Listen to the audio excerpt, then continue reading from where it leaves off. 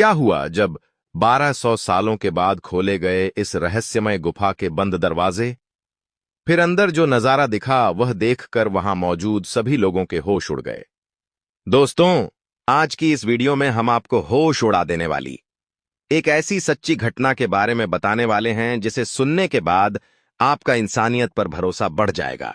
दोस्तों, आज की इस वीडियो में आप देखेंगे कि आखिर किस प्रकार से एक गरीब परिवार के लड़के के सामने करोड़ों रुपए का खजाना आ जाता है, लेकिन वह अपनी ईमानदारी दिखाते हुए सारा खजाना गुप्त ही रहने देता है और प्रशासन को उसकी खबर देता है। इस घटना की सच्चाई सुनने के बाद दोस्तों आपकी आंखें भी भर आएंगी। लेकिन इस घटना की शुरुआत करने से पहले आप इस वीडियो को लाइक कर दें और कमेंट बॉक्स में हर हर महादेव जरूर लिखें। दोस्तों, इस घटना की शुरुआत होती है मध्य प्रदेश के बरेली जिले से, जहां पर आदित्य शर्मा नाम का एक व्यक्ति रहता है। आदित्य की उम्र अभी 25 वर्ष है और आदित्य भोपाल के एक बड़े कॉलेज में साइंटिस्ट की पढ़ाई कर रहा है। आदित्य बचपन से ही पढ़ाई लिखाई में बहुत होशियार है, बहुत होनहार है और बचपन से ही उसका एक बहुत बड़ा साइंटिस्ट बनने का सपना है और इसीलिए वे अपने गांव से निकलकर भोपाल के एक बहुत सरकारी कॉलेज में अपने साइंटिस्ट की पढ़ाई कर रहा था। बचपन से ही आदित्य को भारत की पौराणिक चीजों के बारे में जानने का बहुत ज्यादा शौक था। वह कई बार रामायण और महाभारत बहुत अच्छी तरीके से पढ़ चुका था और रामायण में जिन जिन जगहों का उल्लेख किया गया, आदित्य उन जगह पर जाकर रामायण के सच होने के कई सारे सबूत लेकर आता और इस दुनिया को दिखाता था। आदित्य बचपन से ही भगवान में बहुत विश्वास रखता था और वह पुरानी पुरानी चीजों के बारे में जानने का बहुत अधिक शौक रखता था, क्योंकि वह बड़ा होकर एक साइंटिस्ट बनना चाहता था। इसीलिए वह ऐसी ऐसी चीजों की खोज करता जो कि हमारे देश के इतिहास से जुड़ी होती थीं। एक समय आदित्य ने अपने गांव के एक श्रापित मंदिर के गुप्त दरवाजे का रास्ता खोज निकाला था। वह मंदिर पूरे 500 सालों से बंद पड़ा था। गांव के सभी लोग उस मंदिर का रास्ता खोजने में असमर्थ हो गए थे। कुछ लोगों का यह कहना था कि यह मंदिर शराबी थे और इस मंदिर के दरवाजे कहीं किसी को नहीं मिलेंगे। इस मंदिर में जाने का रास्ता केवल एक सुरंग से होकर जाता है और अंग्रेजों ने वह सुरंग पूरी तरीके से बंद कर दी। इसीलिए पहले के जो बड़े बड़े विद्वान संत महात्मा होते थे, उन्होंने इस मंदिर को श्रापित कर दिया और अब इस मंदिर में जाने का कोई रास्ता नहीं बचा। तब आदित्य ने अपनी सूझबूझ और अपनी बुद्धिमानी के दम पर वह सुरंग खोज निकाली जहां से उस मंदिर में प्रवेश किया जाता है, और आदित्य ने खुद उस मंदिर में प्रवेश कर सभी लोगों के मन में से यह भ्रम दूर करा कि यह मंदिर श्रापित है और इस मंदिर में जो जाएगा वह कभी जिंदा बाहर नहीं आएगा। आदित्य के परिवार वालों को भी उसकी इस खोज पर बहुत गर्व होता है और वह भी आदित्य का हमेशा पूरी तरीके से साथ देते हैं। एक समय की बात है, गर्मी की छुट्टियां पड़ चुकी थीं।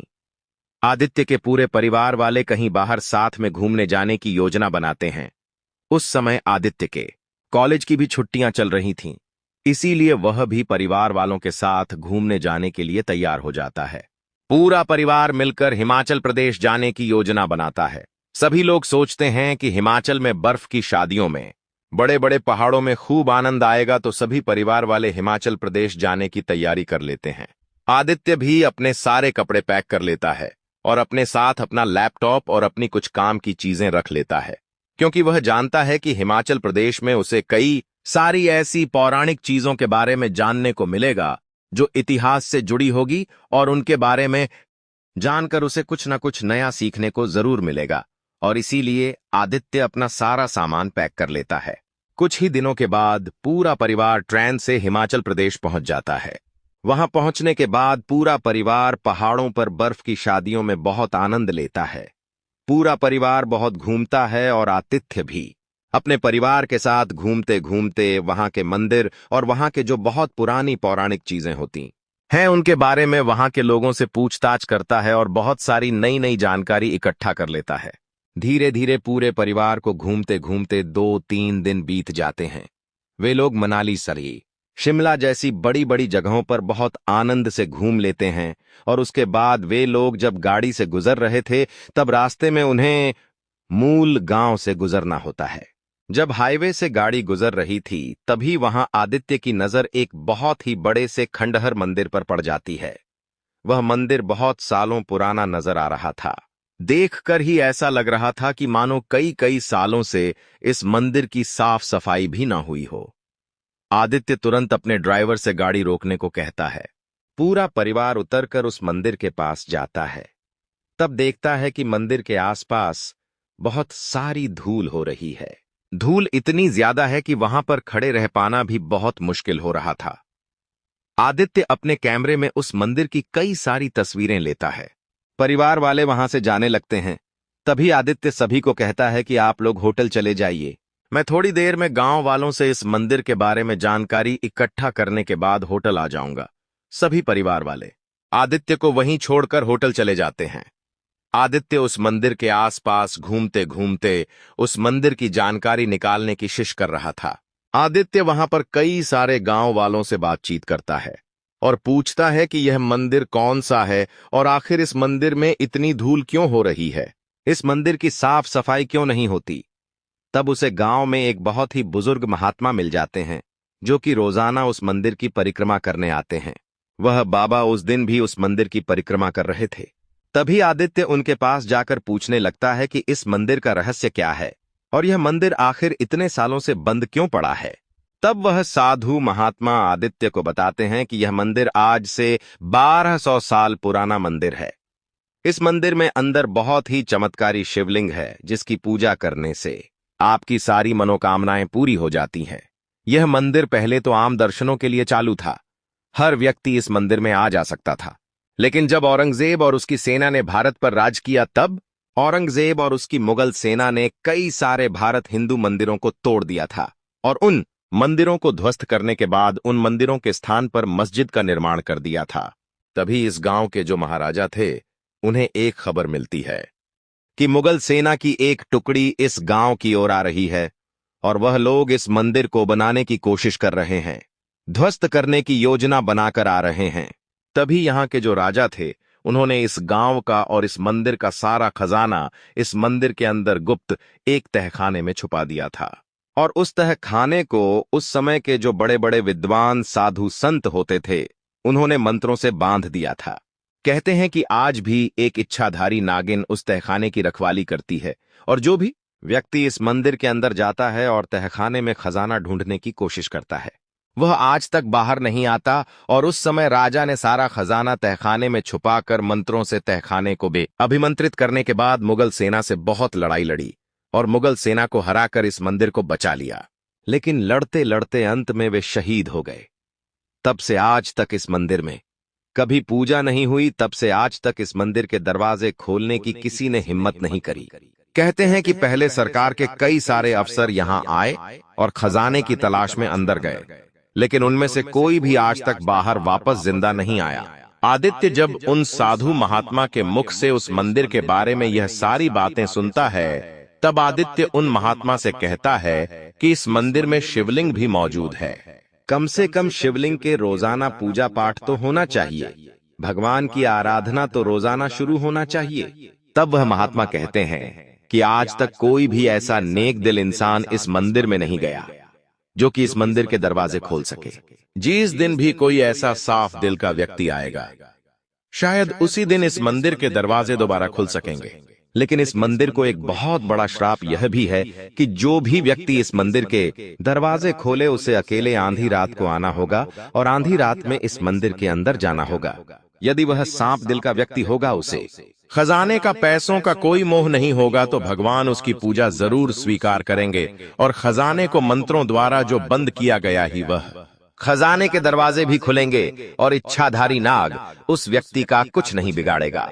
आदित्य जब यह सारी बातें सुनता है तो वह ठान लेता है कि मैं किसी भी हालत में आज रात इस मंदिर के अंदर जाकर शिवलिंग की पूजा करूंगा, क्योंकि जब उसे पता चलता है कि कई सालों से इस मंदिर में पूजा पाठ नहीं हुई तो उसे बहुत दुख होता है।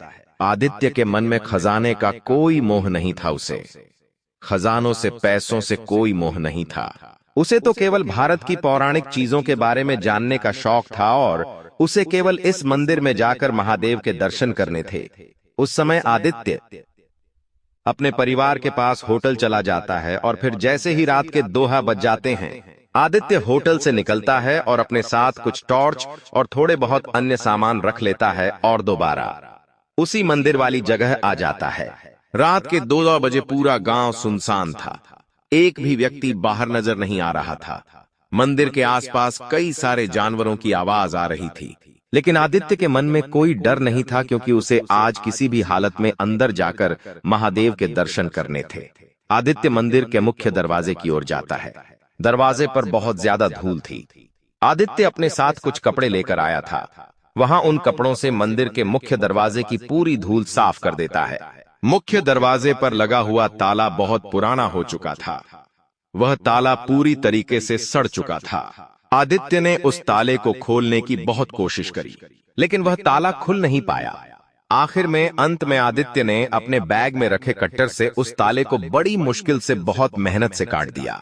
जैसे ही वह ताला कट गया, मंदिर के मुख्य दरवाजे खुले।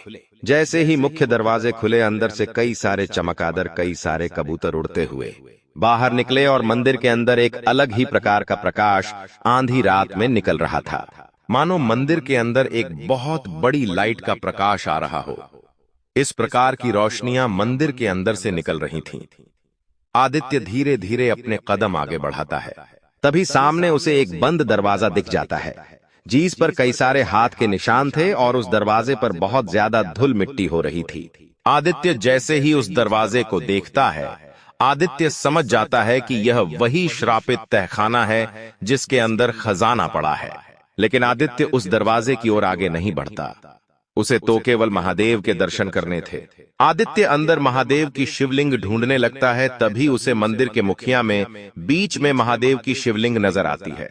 जैसे ही आदित्य शिवलिंग के पास दर्शन करने जाता है, वहां का नजारा देखकर आदित्य भी हैरान हो जाता है। शिवलिंग इतने सालों से पूजा ना होने के बावजूद भी आज भी एकदम नए की तरह चमक रहा था। पूरे मंदिर में कोने कोने में धूल जम चुकी थी, लेकिन शिवलिंग पर धूल का कोई निशान नहीं था। शिवलिंग के ऊपर एक अलग ही प्रकार का प्रकाश था और शिवलिंग के आसपास कई सारे सांप भ्रमण कर रहे थे। आदित्य तुरंत शिवलिंग के दर्शन करता है और वहीं पर शिवलिंग को दंडवत प्रणाम है और शिवलिंग के आसपास जो धूल, मिट्टी, गंदगी होती करता है, आदित्य उसे पूरी तरीके से साफ कर देता है।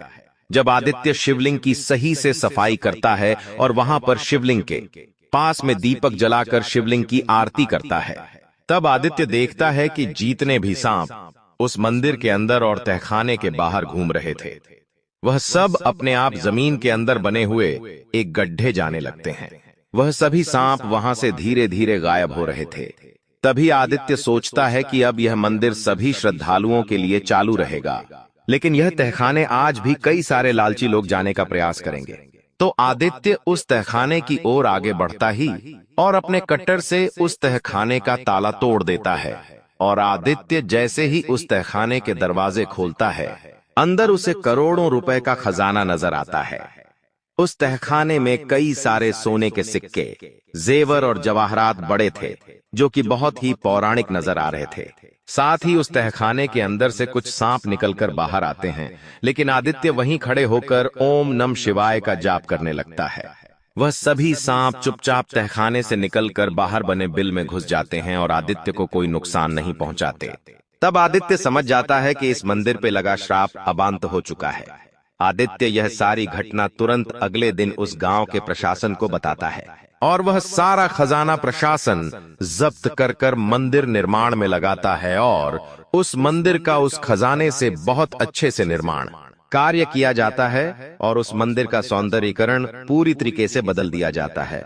और वहां पर बहुत ही विद्वान पंडितों को महादेव की पूजा और आराधना के लिए रखा जाता है। अब वह मंदिर हर एक श्रद्धालु के लिए खुला था। हर कोई व्यक्ति जाकर वहां दर्शन कर सकता था और वहां पर जो श्राप एक तहखाना था, वह भी अब पूरी तरीके से समाप्त हो गया था। दोस्तों, आपको आदित्य की यह ईमानदारी और उसकी यह हिम्मत कैसी लगी? वीडियो पसंद आया हो तो लाइक करें और नीचे कमेंट में हर हर महादेव लिखकर हमारे चैनल को सब्सक्राइब करें। धन्यवाद।